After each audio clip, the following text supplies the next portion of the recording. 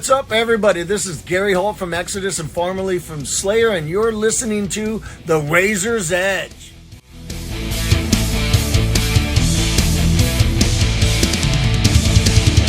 Welcome back to The Razor's Edge. My name is Chris, here at ArcTanGent with my last interview of the weekend. Save the best for last, I can assure you. I'm joined by the amazing Love Rarely. Thank you so much for joining me today, guys. How are we doing? We are very well, aren't we? Thank you for taking the time to have a chat with us. It's always it's lovely. Anytime. Cool. So we're a little while from your set now, a few hours ago, kicking off the Yokai stage this morning. How did it go for you guys? Sick. Absolutely brilliant. Yeah, like elating just to look out and see that many people that were having a good time. Yeah. It's one of the best feelings. To see people actually care. Yeah. It's brilliant. It's a massive deal, isn't it? Yeah. It's a very sort of short answer in that respect, but something, I guess it seems really simple when you say it like that, but yeah, it's just a fantastic time to be alive, especially for us as a band. Yeah, but I always love at this fest specifically that people always show up to the first band of the day. It's so people at other festivals I think could learn a lot from.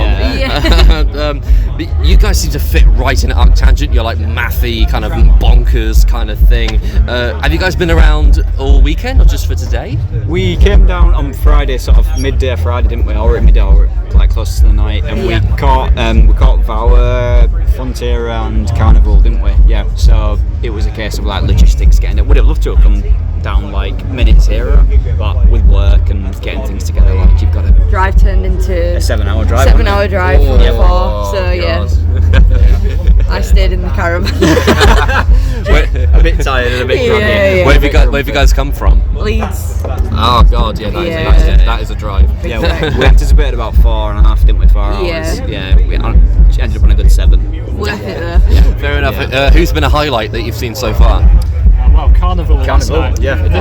Me and Lou were like, we need to watch Goliath. We need to see Goliath. Second song, and they play Goliath, and we turn to each other. We're like, oh, that's it. Absolutely said. Like the degree of fulfilment that we felt from hearing that song live, because we've never seen Carnival live, and they don't really come over here that often.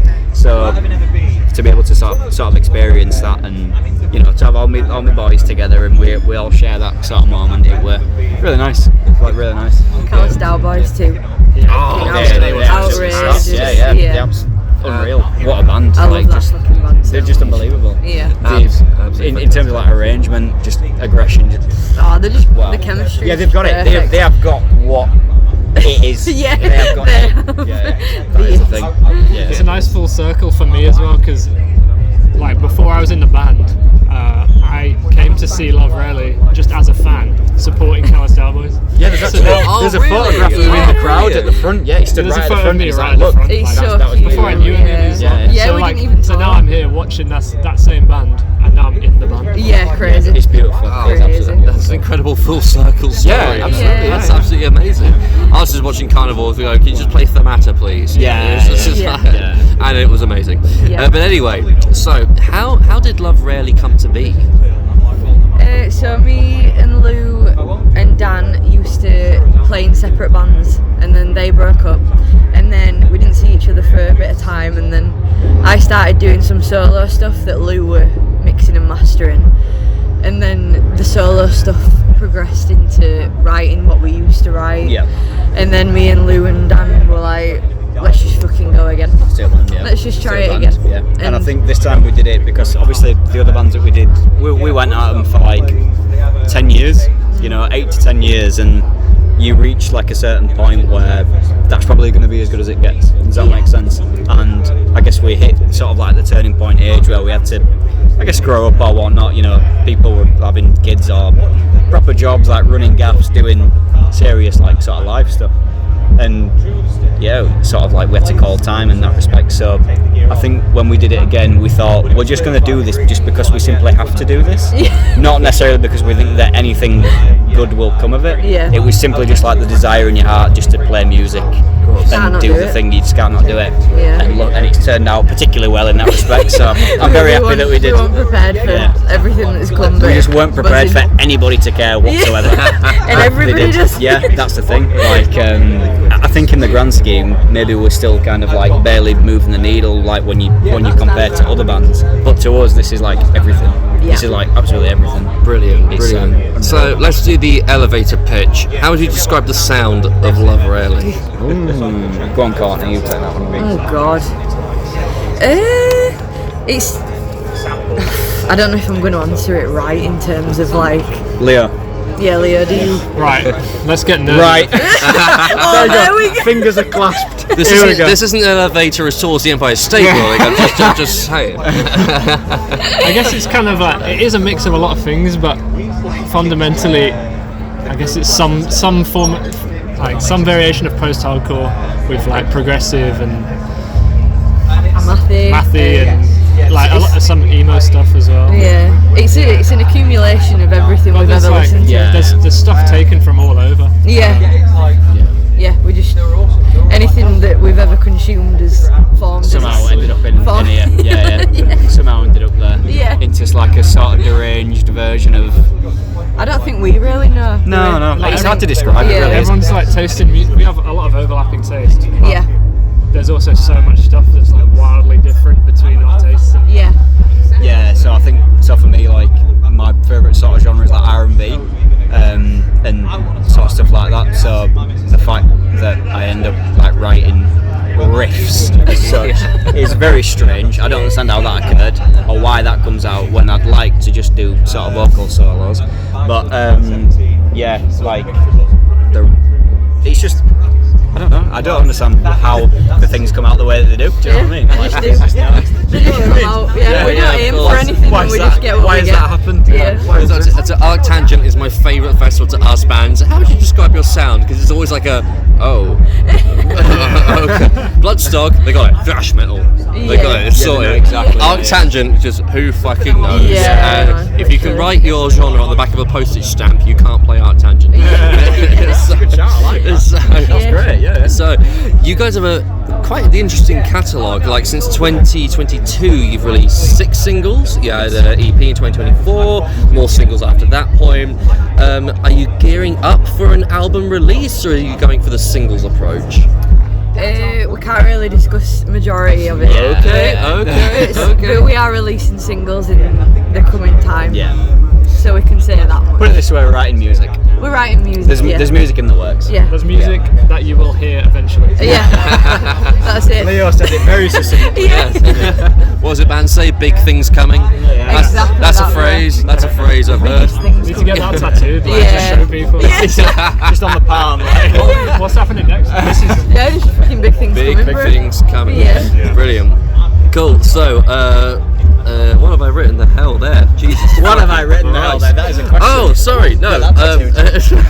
My handwriting is atrocious. So, no, I loved your last batch of songs, Disappear. Really enjoyed that. The groove in Whiplash, so fucking satisfying. One of the most satisfying things I've heard in years. I like that one's alright. That one. It comes across quite emotional. Like, do you? What are your songs typically about? Well, from a writing perspective, it's they're sort of designed to invoke some extreme of the emotion. So like anger, sadness, happiness, whatever, on the extreme end. Yeah. So that's from a musical perspective. It sort of wants to make you make the stank face, but you don't have to associate the stank face with a heavy riff. Does that make sense? You don't have to go bam, bam. Yeah. It can be a big, beautiful chord. So that's from a musical perspective, and I'm pretty sure that Danny would agree. Yeah. Courtney, what would you say from like a writing lyrics perspective? The majority of lyrics I've wrote for Love Rarely have all been family orientated. 'Cause I think they just hold a ripe Yeah. thing over you your whole life, whether good or bad. Yeah. Even if you think it's good, there's bad things. It's because that's so you think of band and whatnot. People, I've said this before, but well, I said it before. I said it 5 minutes ago. The people say that band like Love Rarely is sick, but it's like Love Rarely are. So it's a bunch of people, it's a bunch of humans. Yeah. Do you know what I mean? So humans dealing with human issues. Emotions. Yeah, you know what I mean. And Yeah. that's basically, I guess that is maybe the elevator pitch if we can circle back to that. Yeah, Sure, true, yeah, actually. Like the band is just emotion. Yeah. Brilliant, love it. Yeah. Cool. So you made your first appearance in Kerrang after Disappear came out. Congratulations with that, by the way. Does it feel like you're now? There's some momentum like building now that you need to like really go for. Absolutely, it's you feel that you have to sort of capitalise on when people are caring, but at the same time you don't want to see it necessarily as like a content cycle. Do you know what I mean? Like, I think with some bands, or sometimes it's like, oh, you know, content, like the idea of us putting something out and it be content until the next bit of content when the band is emotional. I know every band would like to think that their thing is very important to them and all that. You know what I mean? Do you understand, like, the thesis of it? So my brain just went. Oh, boys, I'm sorry. Go on. I think my thing is, I do think there's momentum now. Yes. But I don't think it's going to hit properly until next year. Yes. I think the things that we've got coming next year are going to make us stand as a band, as an actual band doing what a band does, and when people are going to start taking it serious. But it is still very overwhelming and nice to experience these little things like featuring in Kerrang, but I do think next year is when we'll feel the heat of it. I feel like last month playing Trees felt, I think for all of us, felt like a big turning point in like how we perceived what people thought. Because then that was like the most clear representation that some people actually care. To show up to a field. Because you just see it, can't you? We'd never played to that many people. So Definitely. Fantastic, cool. So going beyond this weekend, what does the rest of 2025 have in store for Love Rarely? We're spending the rest of the year working on the project. We've got working hard. Working very hard. Heads down. The thing that we've said to each other is, if we sacrifice this year, we've done some really cool stuff this year, and we're very satisfied with it. But not taking anything else for the rest of the year is for a bigger and better future for Love Rarely. And that's basically it. So we haven't got anything else coming for the rest of the year, but it's for good reason, basically. Fair enough. Cool, so we're nearly done. However, I'm ending all these interviews this weekend the same way, with some random quick fire questions that have nothing to do with anything. Think as long or as short as you like. Feel free to fight it out. You don't have to agree. Cool, I'm starting with the absolute classic: tea or coffee? Neither. That's the first. There we go. That's the first neither I've had all weekend. Wow, It just came in. Neither. straight in there.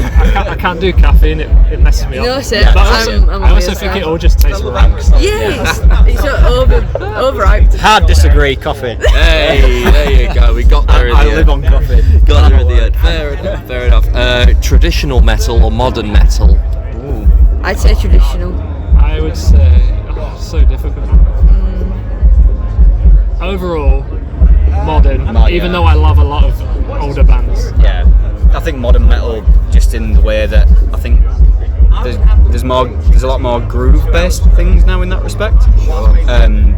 Well, if you discount sort of like Meshuggah, would you class Meshuggah as like traditional metal? I'll probably go modern. There you go. So there you go. Like, I think that sort of groove and feel, I'm like really interested in. That's just kind of like the stuff that you write as well. Yeah. I guess it's more close to. Exactly. I think probably you hear something like that, and then you end up sort of wanting to sort of do that. Yeah. Fair dues. Who inspires you? Charlie XCX is my number one icon. You're very good at these quick fire questions, mate, I must say. Absolutely born for it. Mine's La Dispute and Defeater. Yeah, Danny from Love Rarely. Brilliant. I should have said that one. Mosh pit or standing at the barrier? Oh, standing at the barrier. I'm nearly 30. I'll get beat up. It's like 90% standing at the barrier, but the 10% where I mosh, I'll go crazy. Hell yeah. It totally depends on the band. Hell yeah. Film or TV show? Film. Favourite film? Scream. The Beach. The Matrix. Nice. Summer or winter? Summer. Winter. Summer. I'm winter all day long. Yeah. Fair Why am I dues. saying all answers like straight away? Because You're hey, ready? I've been waiting. This goes on longer than the actual interview sometimes. I need more people like, yeah, I'm in. Got Yeah. it. Sorted. Very decisive.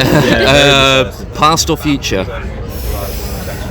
Nostalgia kills me, so future. Future, because I know what we have coming up. Yeah, it's true actually. Yeah. Love it. Future. I'm stuck in the past in, Oh, in bro. really bad ways. Like I'm Don't- trying to don't get out get of there. Yeah, I'm trying to get out of that. I think it's like I should be a future person, but unfortunately, I think I'm a past person. Yeah. But I'm trying to get out. It's alright, Fair man. dues, We're working on And final question: favorite Love Rarely song? Oh, It's not out. do you know what?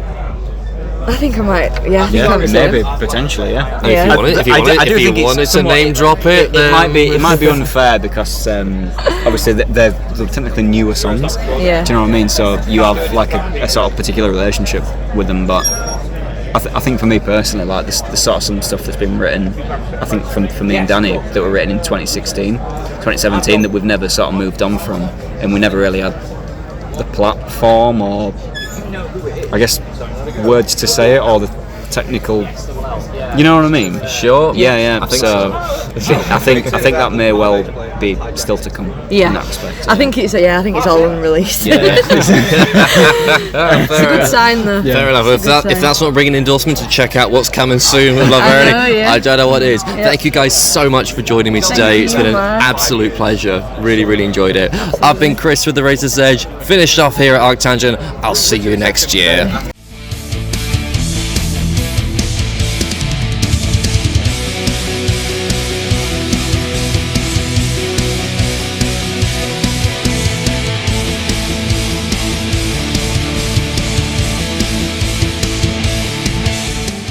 Thanks for listening. Make sure you keep up to date with all of our interviews by subscribing to our channel. For all the latest news, reviews, interviews, and more, head over to our website www.therazorsedge.rocks.